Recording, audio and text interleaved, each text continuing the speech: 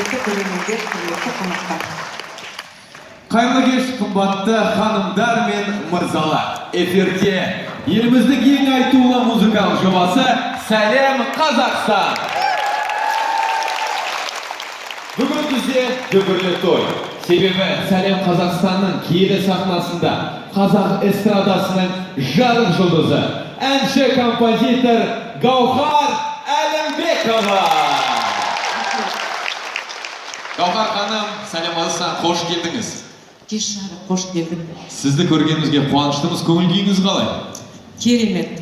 Мен сіздерден де бетер қуаныштымын. Бәрекелді. Бүгінгі концертіңіз жоғары деңгейде өтеді деген сенімдеміз. Және енді сізбен бір талқылайтын, ақылдасатын бір мәселе бар.